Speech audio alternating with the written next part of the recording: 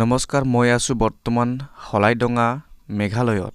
ইয়াত হৈ আছে মাৰুক্ষেত্ৰী মেলা। অডিঅ'টো অলপ দেৰিয়ে হ'ল, সেইকাৰণে বেয়া নাপাব ৰাইজ। আৰু মোৰ মিনি ব্লগলৈ আপোনালোকক সকলোকে স্বাগতম জনাইছো। তুমিতো জানাইচোন মই মেলা চাই ভাল পাওঁ। আৰু ইফালে চাওকচোন গোটেই বাঁহৰ বস্তুবিলাক বিক্ৰী কৰি আছে আৰু আমি দুজন আহিছো আৰু অলপমান মেলা ঘূৰি ঘৰলৈ যাম। আৰু আমি যে মেলাত আহিছো একেবাৰে টাইমত আহিছো, মানে আহিলে একেবাৰে ৰাতিপুৱাত আহিব লাগিছিল আৰু নহ'লে বা 4-5টা মান বজাত। আমি আহিলো ঘৰৰ পৰা 11টা বজাত, ইয়াত পালো 2টা বজাত। সেইকাৰণে আমি মানুহ বেছি দেখা নাপালো। আৰু আপোনালোকে যদি কেতিয়াবা আহে তেতিয়াহ'লে মানে আবেলি সময় 4-5টা বজাত আহিব। আৰু ইফালে আছে মন্দিৰটো, মই আপোনালোকক মন্দিৰৰ ওচৰলৈ লৈ যাম। আৰু কোনোবা যদি হলাইডঙাৰ মাৰুক্ষেত্ৰী মন্দিৰটো দেখা নাই, এইটো ভালদৰে চাই লওক। ময়ো ভিতৰলৈ নগলো, বাহিৰৰ পৰা সেৱা এটা জনালো, কাৰণ মই খাব নলগা বস্তু খাই আহিছো, মানে শামুক খাই আহিছো।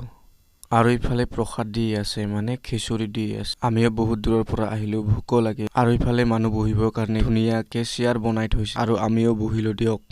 আৰু ইফালে মুকলি বতাহ আৰু গছৰ তলত বহি মানে মনটোও ভাল লাগি গ'ল বেলেগ এটা। আৰু আমি বহাৰ লগে লগে মানে দূৰৰ মানুহ বুলি আমাক চিনি পায়ে লগালগ থালি পাত আনিলে খিচুৰি খাবৰ কাৰণে খুৰীয়ে। আৰু আমাক ধুনীয়াকে খিচুৰি দিলে আৰু আমি খাবলৈ আৰম্ভ কৰিলো। আৰু আমি খিচুৰি খোৱাৰ পিছত নিজৰ থালি পাত ডাষ্টবিনত পেলাই হাত ভৰি ধুই কেনে ঘৰলৈ যাবৰ কাৰণে ওলালো, মানে ঘৰত যাওঁতে আমাৰ ৰাতি হৈ যাব।